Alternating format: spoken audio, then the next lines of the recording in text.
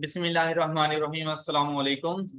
बेटा, previous lecture में हम लोगों ने इन्वेंट्री से रेलिवेंट उसकी कॉस्ट को डिटरमिन करने का मेथड देखा था कि इन्वेंट्री की कॉस्ट को कैसे डिटरमिन किया जाता है।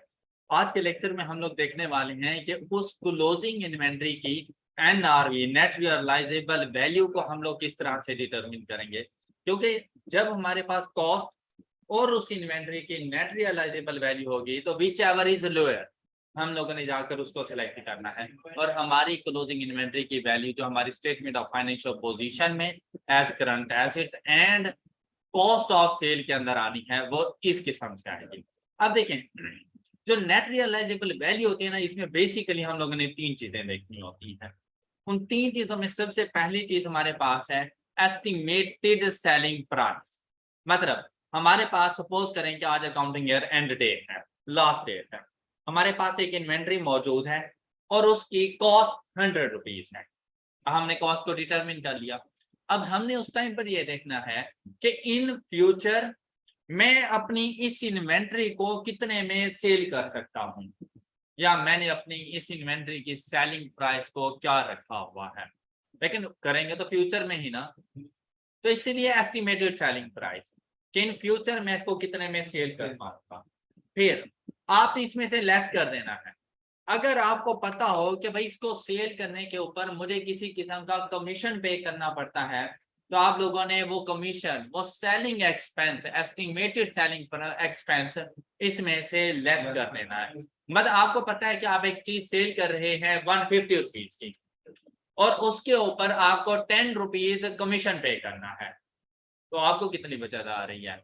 140। तो आपके पास NRV 140 आ जानी है।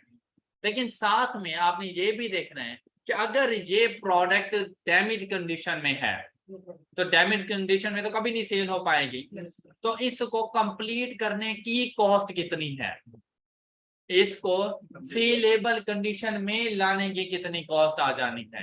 तो हम लोग लिखते रहते हैं less estimated cost of completion, के इनकेस डैमेज हो जाता है तो उसको सेलेबल कंडीशन में लाने के लिए अगर कोई कॉस्ट इनकर करनी पड़ती है, and less estimated cost necessary to make the cell.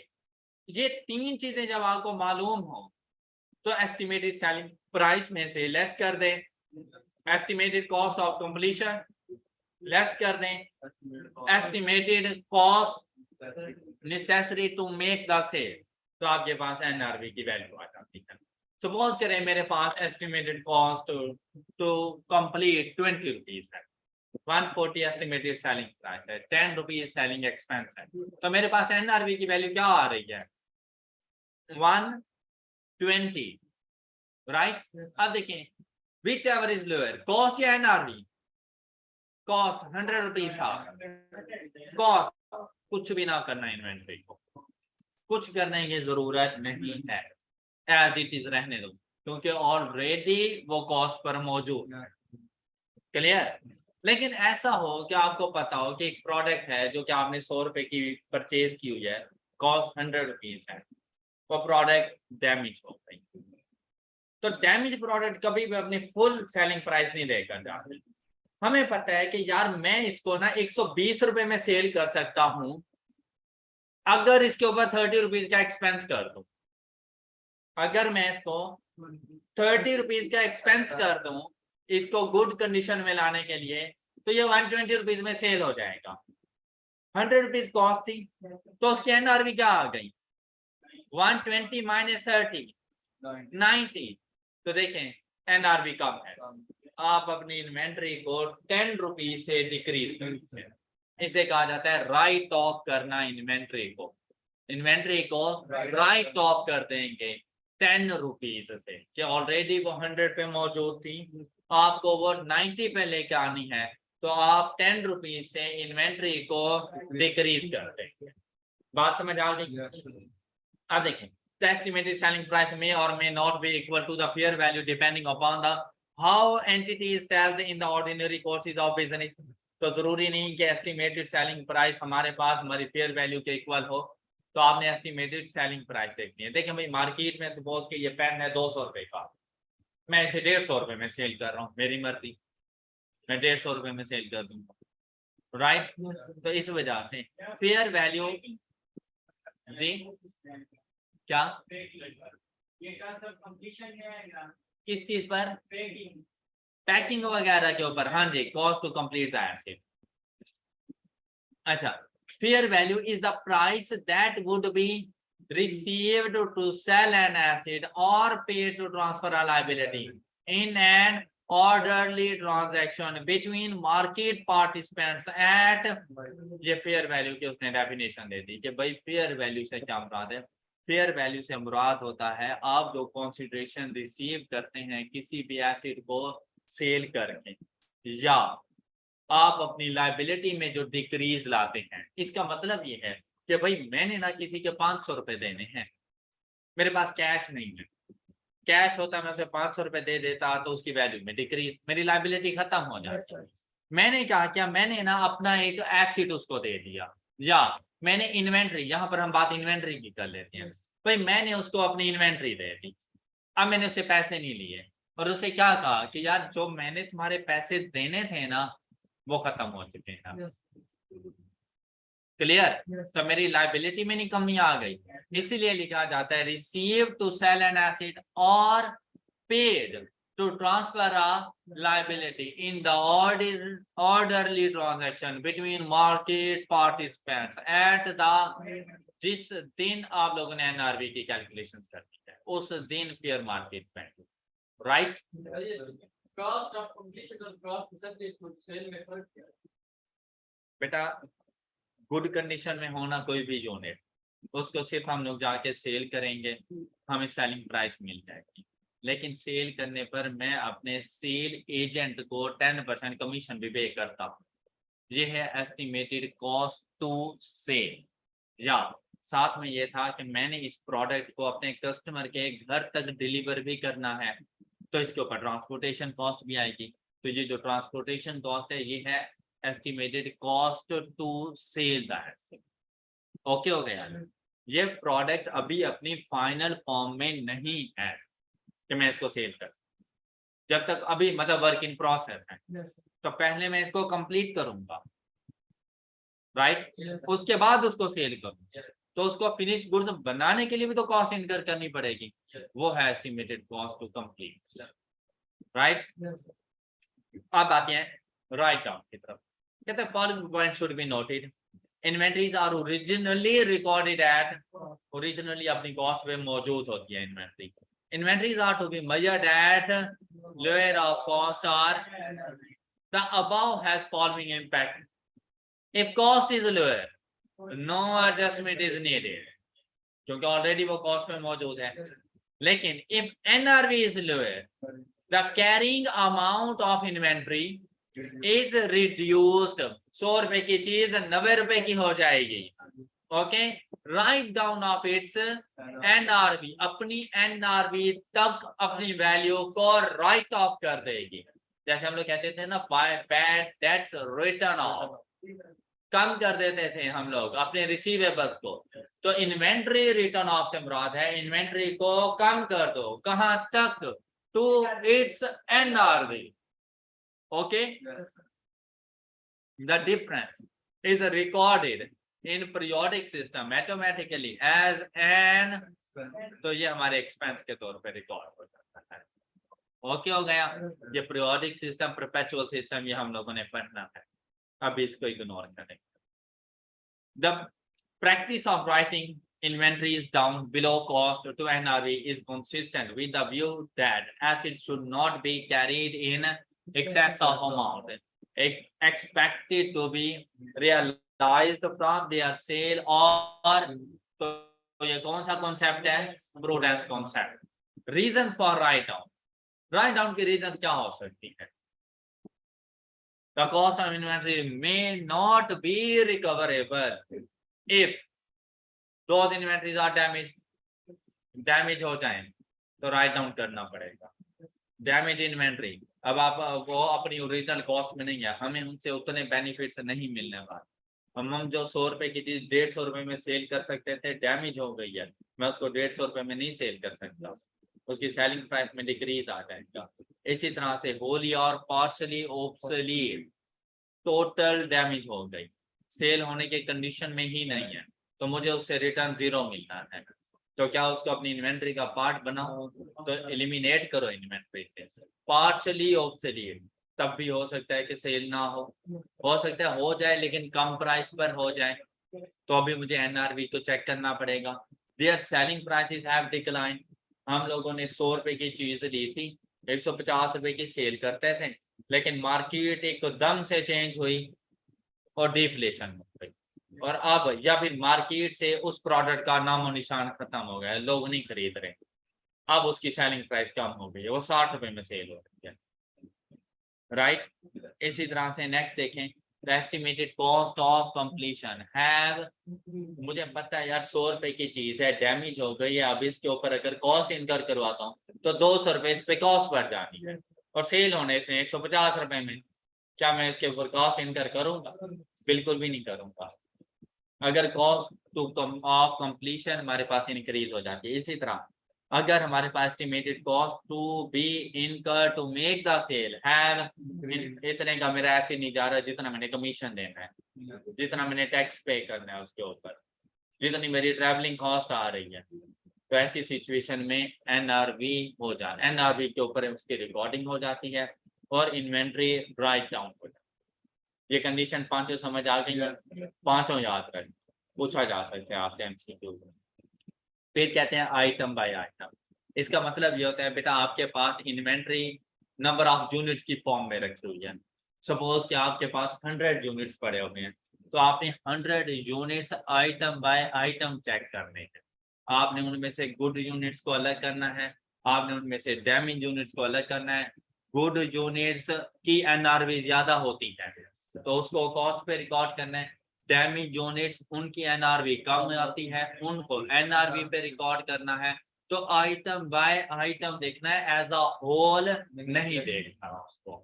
Clear? कहते हैं inventories are usually written down to NRV item by item in some circumstances, however it may be appropriate to group similar or related item. It is not appropriate to write inventories down on the basis of a classification of inventory. For example, finished goods are all the inventories in a particular operating segment. तो बस simple सी बात यही है कि आपने हर एक चीज को अलग अलग से जाके क्लासिफाई करना है, अलग अलग उसको जाके स्टडी करना है। अब आते हैं एनआरवी ऑफ रॉ मटेरियल के ऊपर। अब देखें इस चीज का काम हमारे ट्रेडिंग बिजनेस में बिल्कुल भी नहीं है, इसका काम मैन्युफैक्चरिंग बिजनेस में है कि भाई रॉ मटेरियल के ऊपर एनआरवी लॉस रिकॉर्ड करना है या नहीं करना। तो ये चीज बेटा डिपेंड कर रही है कि हमारी फिनिश्ड गुड्स के ऊपर। हमने ये देखना होता है कि अगर हमारी फिनिश्ड गुड्स की सेलिंग प्राइस कम हो चुकी है, उसकी एनआरवी की वैल्यू कम है, तो आप लोगों ने जाकर रॉ मटेरियल के ऊपर भी एनआरवी लॉस रिकॉर्ड करना है। अगर आपको ये लगे कि रॉ मटेरियल के ऊपर एनआरवी लॉस है लेकिन हमारी फिनिश्ड गुड्स की एनआरवी ज्यादा है, तो आपकी फिनिश्ड गुड्स उसको कंपनसेट कर लेगी, क्योंकि उसी रॉ मटेरियल से ही तो फिनिश्ड गुड्स ने बनना है। अगर फिनिश्ड गुड्स के ऊपर किसी किस्म का कोई लॉस नहीं आ रहा, आप फिनिश्ड गुड्स को एनआरवी पे रिकॉर्ड नहीं कर रहे, उसको कॉस्ट पे ही रहने दे रहे हो, तो फिर आपने अपने रॉ मटेरियल को भी कॉस्ट पे ही रिकॉर्ड करना है। तो रॉ मटेरियल के ऊपर एनआरवी डिपेंड कर रही होती है फिनिश्ड गुड्स के ऊपर।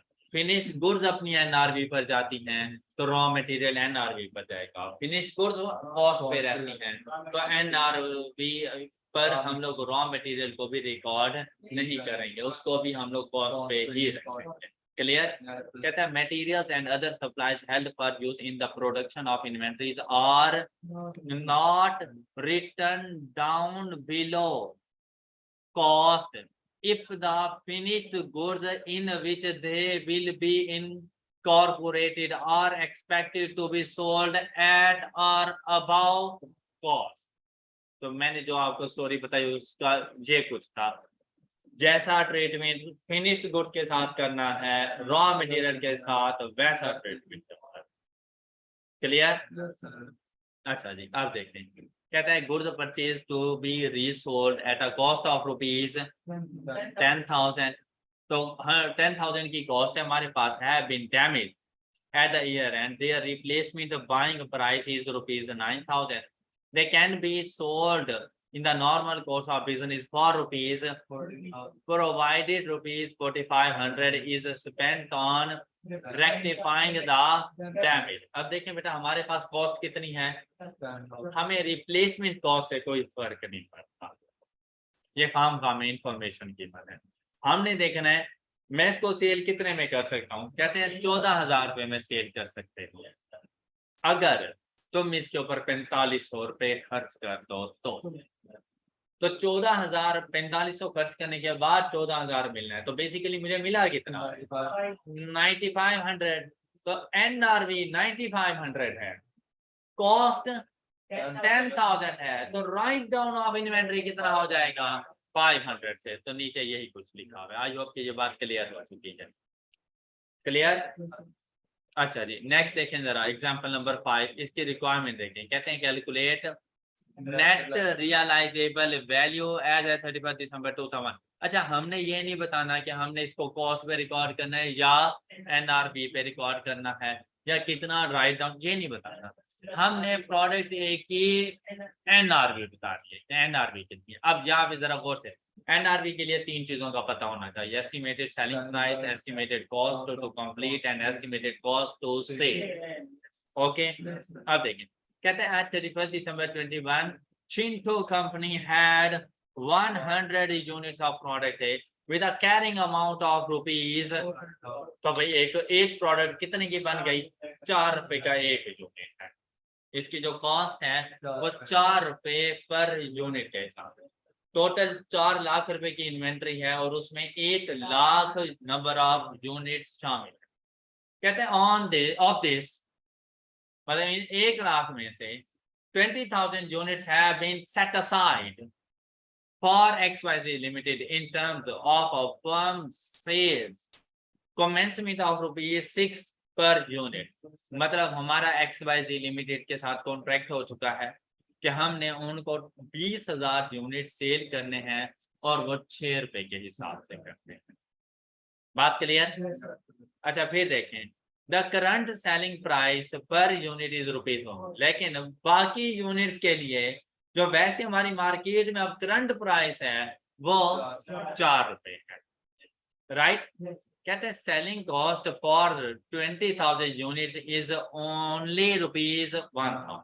कहते हैं वो जो 20,000 यूनिट हम लोगों ने सेल करने हैं XYZ लिमिटेड को, वो हमने 6 रुपए पर यूनिट के हिसाब से सेल करने हैं, लेकिन हमें उनके ऊपर 1,000 रुपए की कॉस्ट आएगी, राइट।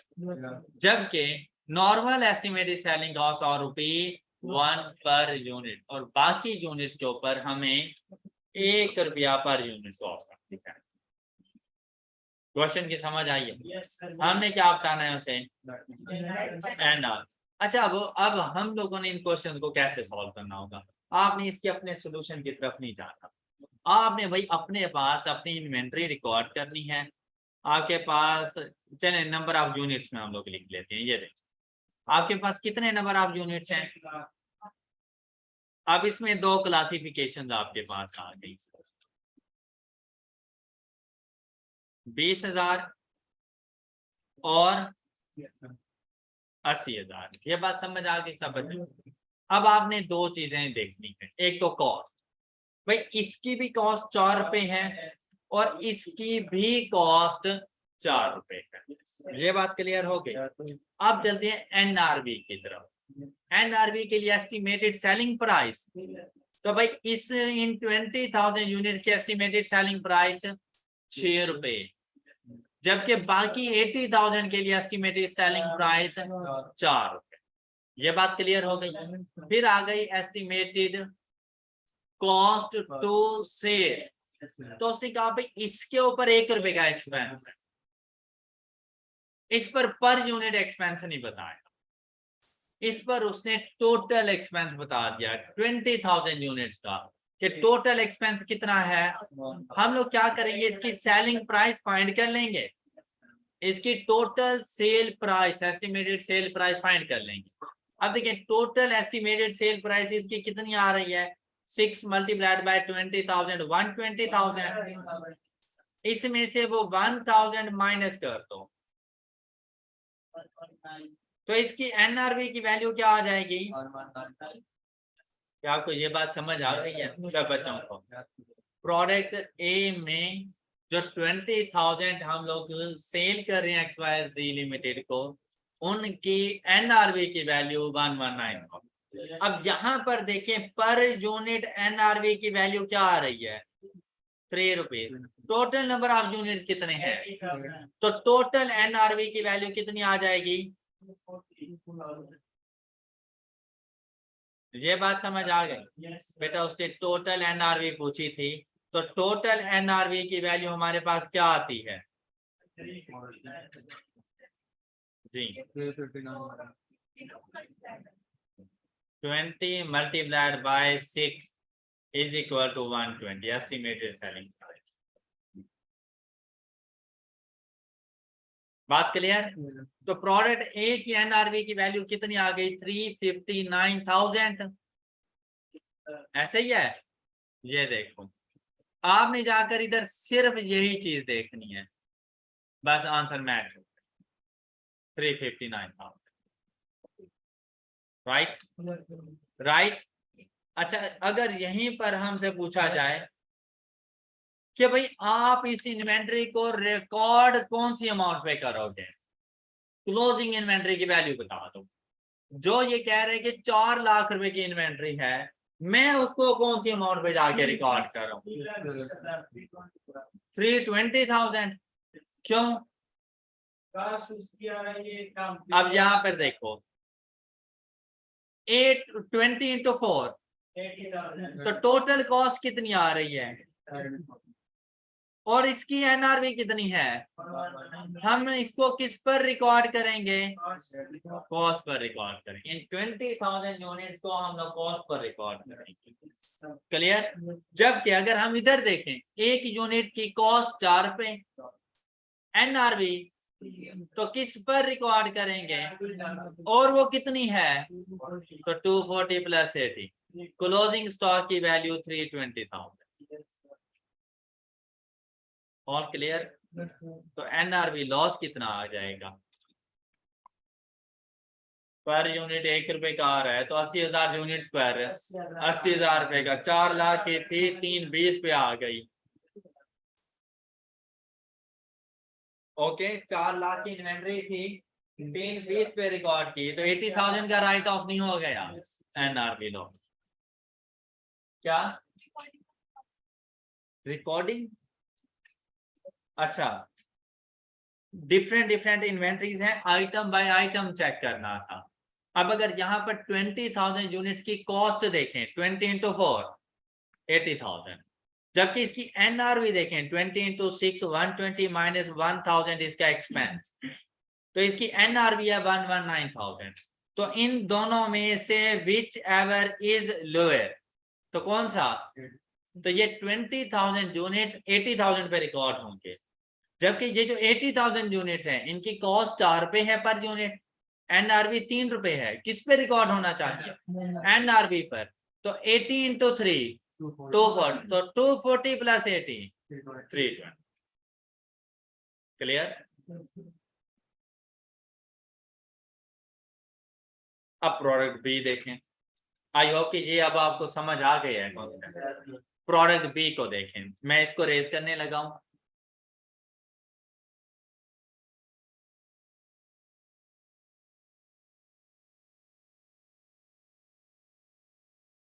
प्रोडक्ट बी की जो स्टोरी है ना, ये बड़े मजे की स्टोरी है, जो कि आप लोग पहले पढ़ो। प्रोडक्ट बी की स्टोरी को पढ़ो जरा।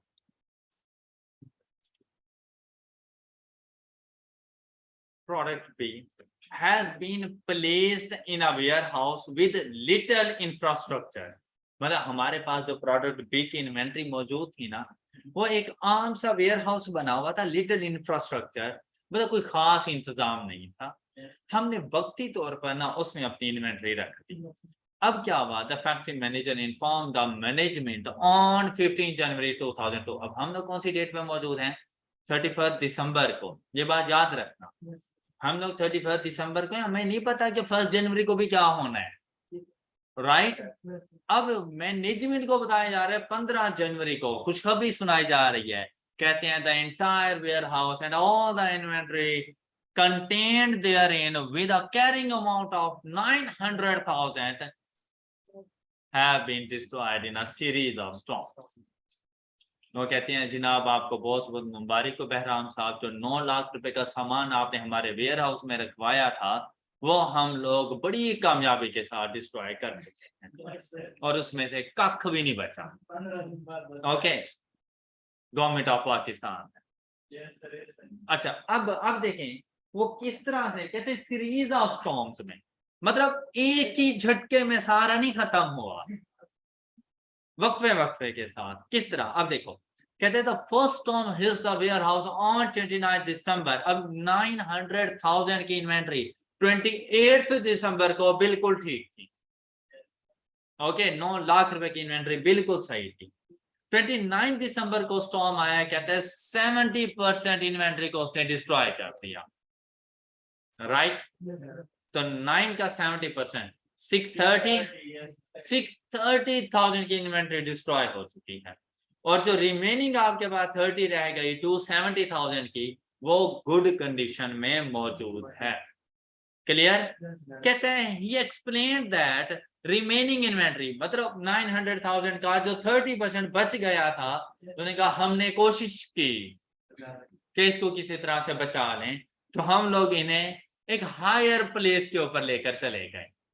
उधर स्टॉर्म आ गया था ना, तो कहते हैं इसको हायर प्लेस पर हम लोग अपनी तरफ से लेकर गए, लेकिन स्टॉर्म ने उसको वहां भी ना छोड़ा, और 5 जनवरी को एक दूसरा स्टॉर्म आया और वो 30% भी डैमेज हो गई।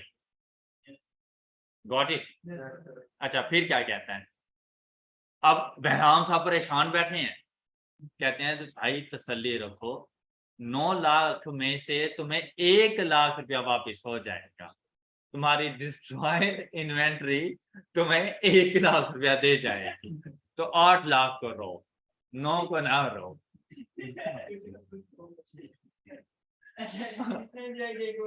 अच्छा, अब he estimates that the entire inventory will be saleable as scrap for rupees 100,000।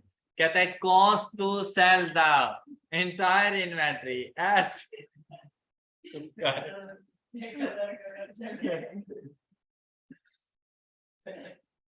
scrap is estimated at rupees, लेकिन उसके लिए तुम्हें 1,000 रुपया खर्च करना पड़ेगा, तो मतलब तुम्हें 99,000 मिलना है। ओके, कहते हैं the normal sales value for the entire inventory would have been 1.5 million. कहता है वो जो 9 लाख की तुमने इन्वेंटरी रखी थी ना, वो बेसिकली 15 लाख रुपए में सेल होनी थी। 15 लाख रुपए का टीका, उसमें से 99,000 मिल जाना है। अच्छा, and the selling cost would have been 10%, और उसके ऊपर 10% सेलिंग कॉस्ट है, 1.5 लाख रुपए का एक्सपेंस। अब बेटा हम लोगों ने ये नहीं देखना कि 15 जनवरी को एनआरवी की वैल्यू क्या है या उसकी इन्वेंट्री की वैल्यू क्या है, ऐसा नहीं है, हमने देखना है 31 दिसंबर को। तो अगर आप लोग 31 दिसंबर पे जाएं, अब इस क्वेश्चन ने कुछ यूं सॉल्व होना था, देखें भाई क्वेश्चन समझाने के लिए मजाक अपनी जगह पर, लेकिन बेसिकली क्वेश्चन की अंडरस्टैंडिंग चाहिए। अब टोटल हमारे पास इन्वेंट्री कितने थी, 900,000 की। ओके, इसका आप 31 दिसंबर को तो भी 70% डिस्ट्रॉय हुई थी ना, बाकी 30% तो आपके पास थी। आप इसको 2 पार्ट्स में डिवाइड, 70% एंड 70% आपके पास कितना बना, और 30% ये आपके पास डैमेज इन्वेंट्री, और ये आपके पास गुड इन्वेंट्री। ये बात क्लियर हो गई? ये बात क्लियर? अब बेटा ये इनकी कॉस्ट आ गई, ये इन दोनों की कॉस्ट आ गई। अब देखें जरा, अब नेक्स्ट आपसे क्या कहता है, कहते हैं बेटा जो डैमेज इन्वेंट्री है ना वो हम लोग सेल कर लेंगे 100,000 रुपीज में।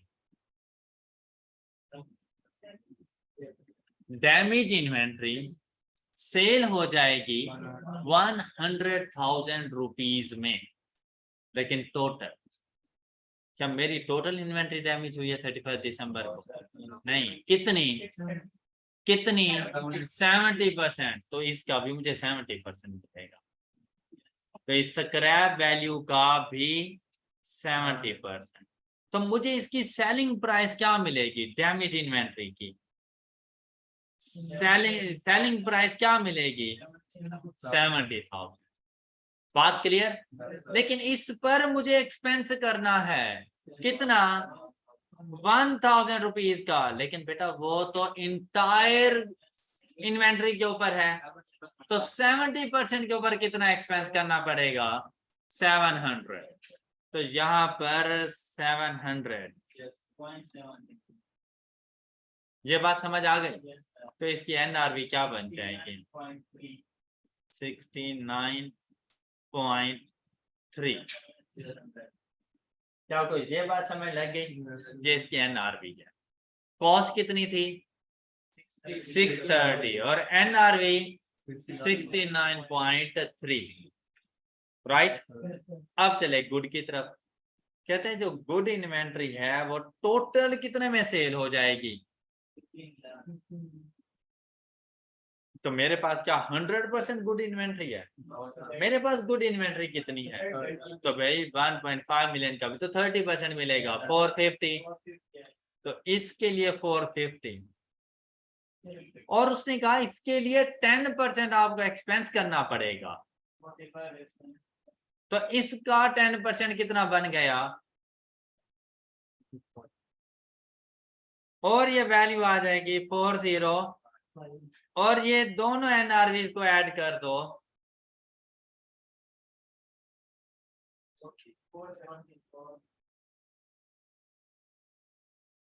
ये इनकी एनआरवी की वैल्यू, ये देखो।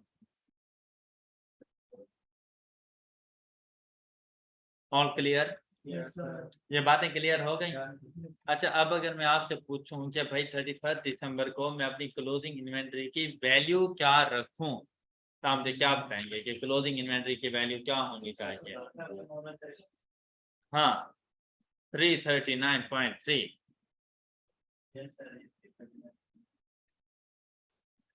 डैमेज इन्वेंट्री आएगी अपनी एनआरवी के ऊपर और गुड इन्वेंट्री आएगी अपनी, और इन दोनों को ऐड कर देंगे तो हमारे पास जो वैल्यू आती है 339,300। ये क्लोजिंग इन्वेंट्री की वैल्यू। ओके हो गई बात? और इसने जाकर इन दोनों को आपस में ऐड कर दिया तो ये अमाउंट टोटल एनआरवी बन गई, product A and B. Okay बच्चों, ये एग्जांपल क्लियर हो गई? शाबाश। अब इसी से रेलेवेंट एग्जांपल नंबर 6 हम लोगों ने इसे बताना है। Based on the above information calculate the value of inventory to be shown in financial statement and NRV loss to be booked if any. अब इस क्वेश्चन को देखें, हर प्रोडक्ट को अलग अलग ट्रीट करना है। जैसे प्रोडक्ट ए के लिए मैं आपको बताऊं, प्रोडक्ट ए की कॉस्ट पता चल गई, प्रोडक्ट ए की एनआरवी देखनी है हम लोगों ने।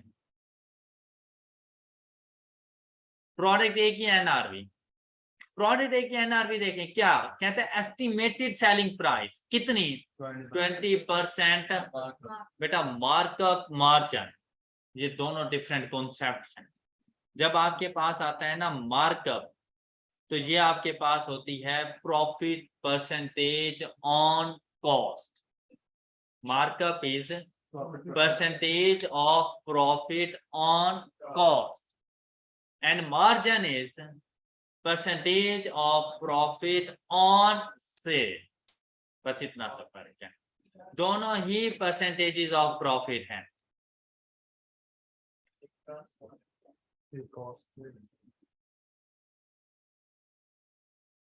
परसेंटेज ऑफ profit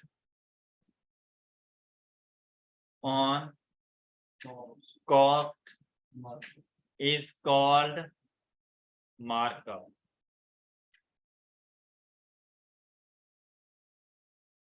तो अगर आपसे कह दे कि परसेंटेज ऑफ प्रॉफिट ऑन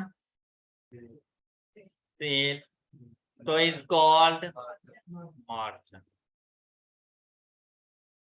ये दोनों में फर्क है, ये बात याद रह जाएगी। मोस्टली हम लोग मार्कअप यूज करते हैं, मतलब कॉस्ट की परसेंटेज हम लोग प्रॉफिट्स के तौर पर लेते हैं। जब भी ऐसी कोई सिचुएशन आ जाए, भाई इजी सा मेथड है, आपने कुछ ये कर लेना है। प्रॉफिट कैसे कैलकुलेट होता रहता है? सेल वैल्यू में से जैसे ही हम लोग माइनस किया करते हैं कॉस्ट, तो क्या हमारे पास प्रॉफिट आ जाता है? सही लिखा है। अब आपने ये जो भी परसेंटेज हो इसको प्रॉफिट की जगह पे आके पुट करते हैं, राइट? 20% प्रॉफिट अर्न कर रहे हैं, लेकिन क्या तो मार्कअप किसके ऊपर परसेंटेज अप्लाई करता है? तो कॉस्ट को 100 करते हैं और सेल प्राइस बैलेंसिंग वैल्यू के तौर पर। तो भाई एक ऐसी चीज जो मुझे 100 रुपए की मिली और उसमें मुझे 20 का प्रॉफिट चाहिए, मैं उसे कितने में सेल करूं? तो ये 120। ये बात क्लियर? ये परसेंटेज के हवाले से आपने ये कंप्लीट कर दिया। अब आपने आने इसकी एक्चुअल वैल्यूज के ऊपर, आप देखिए आपको क्या वैल्यू गिवन है, क्या? शाबाश, तो कॉस्ट 100,000 लिखो। अच्छा, अब इसकी सेल प्राइस फाइंड करनी है, तो बेटा ये जितने परसेंट के इक्वल हो उसके साथ डिवाइड कर दो।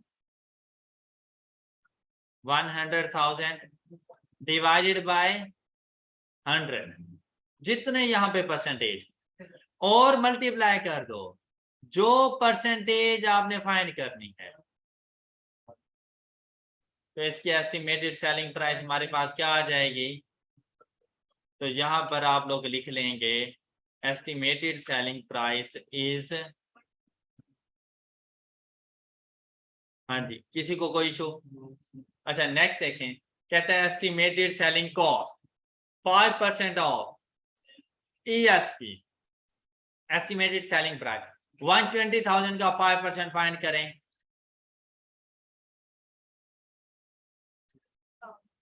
क्लियर? फिर कहता है estimated cost to complete the sale, और वो कहता है 15% ऑफ कॉस्ट। कॉस्ट कितनी है? तो इसका 15%, तो इसकी NRV की वैल्यू क्या आ जाएगी? ये बातें क्लियर? इसके बाद की कोई भी बात आपके इस क्वेश्चन से ताल्लुक नहीं रखती, ये सारी एक्स्ट्रा बातें हैं, आपने इनके बारे में नहीं सोचना। राइट? आपने ये पहले 4 कॉलम देखने थे। NRV की वैल्यू मिल गई आप लोगों को? अच्छा, अब देखें इन दोनों में से विच एवर इज लोअर, किन में से? कॉस्ट और NRV में से। जी, क्या वैल्यू? तो प्रोडक्ट ए कौन सी वैल्यू पर रिकॉर्ड हो जाएगा? और NRV लॉस रिकॉर्ड करेंगे। जी, क्या ये बात समझ आ गई सब बच्चों को? अच्छा, मार्कअप के हवाले से मुझे जरा सी की वैल्यू बताएं। शाबाश, प्रोडक्ट सी को सॉल्व करें। 120,000 माइनस 6,000 माइनस 15,000।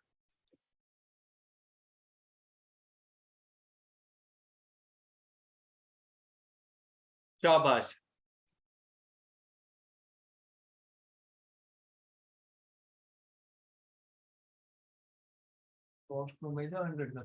मार्कअप के लिए हमेशा 100 करना, प्रोडक्ट सी को सॉल्व करना है।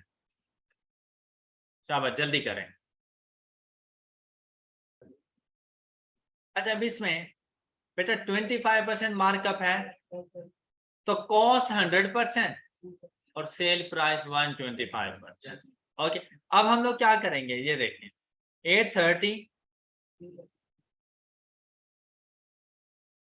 divided by 100 and multiplied by 125, 103,750, ऐसा ही है।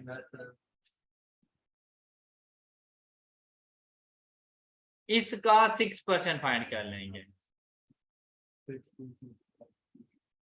62250।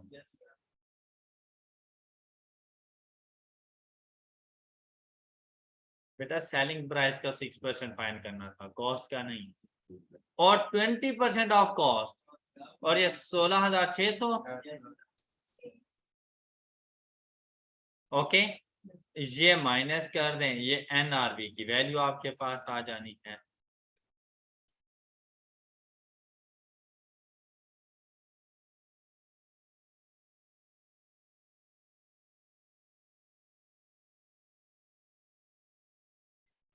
वो एक भी और लगा लो।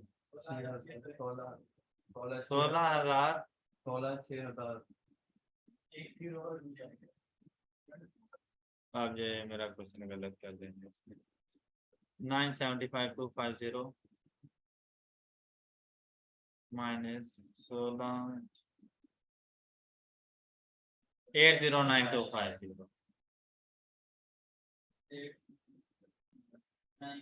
और कौन सी अमाउंट पे रिकॉर्ड करें, तो कितना एनआरवी लॉस आ जाएगा,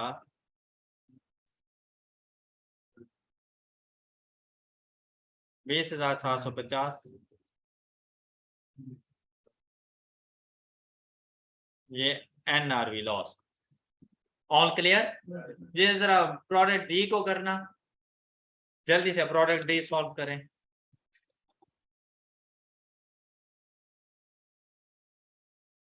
अब ये ठीक ठीक होना चाहिए। अच्छा, अब ये प्रोडक्ट डी 30% मार्कअप, तो सेलिंग प्राइस 130, तो हम लोग क्या करेंगे, 690,000 divided by 100 and multiplied by is equal to, ये आपके पास एस्टिमेटेड सेलिंग प्राइस है 897,000, इसका 8% 71760, 22% ऑफ कॉस्ट, 690,000 multiplied by 0.22, 151,800। अब जब इनको माइनस किया तो वैल्यू क्या आई, 67344, और लोअर वैल्यू यही है एनआरवी, और कितने का डिक्रीज आ रहा है इसमें, 16560। क्लियर। अब चलते हैं बेटा मार्जिन के ऊपर। देखिए मार्जिन भी से कोई ऐसी मुश्किल चीज नहीं है, जब भी आप लोगों ने मार्जिन फाइंड करना हो आप लोगों ने ऐसे ही लिख लेना है, sale price minus cost is equal to profit. जो भी मार्जिन का रेट गिवन है ये आपका प्रॉफिट है। असली फर्क ये है कि मार्जिन के लिए आपने सेल प्राइस को 100 अज्यूम करना है। तो अगर मैं 100 रुपए की एक चीज सेल करूं और उस पर मुझे 15 रुपए का प्रॉफिट हो तो कॉस्ट बैलेंसिंग वैल्यू है।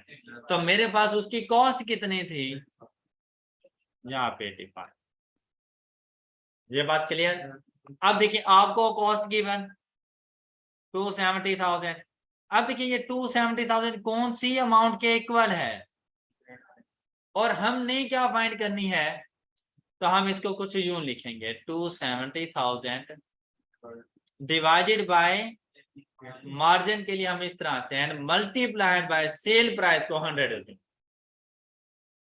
क्लियर। अब देखिए इसकी एस्टिमेटेड सेलिंग प्राइस क्या आ जाती है, फिर से गलत तो नहीं है, 317647। गर्मी बहुत है।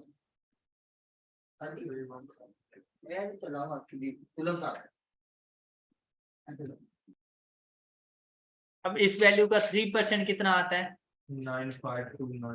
9529। अब 7% ऑफ कॉस्ट, 270,000 का 7%, बताओ। 18900। ये माइनस करो तो आपके पास एनआरवी की वैल्यू क्या आ जाती है?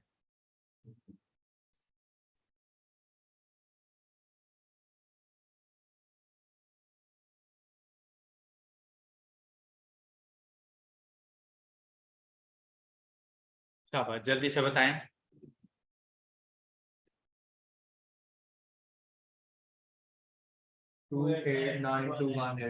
289,218।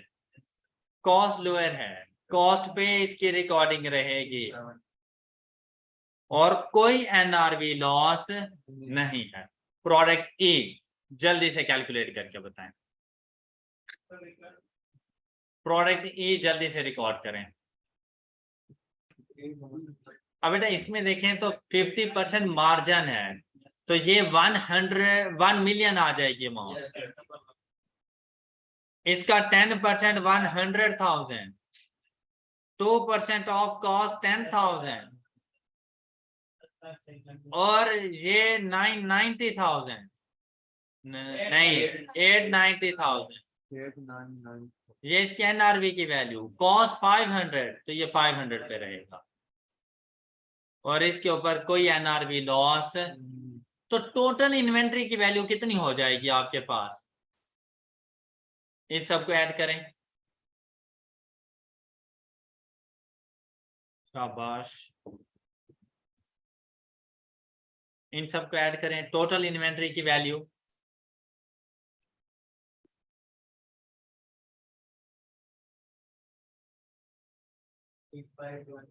जी 2851690 और लॉस रिकॉर्ड करें 1000, 201750, 16560। टोटल एनआरवी लॉस कितने का आ रहा है?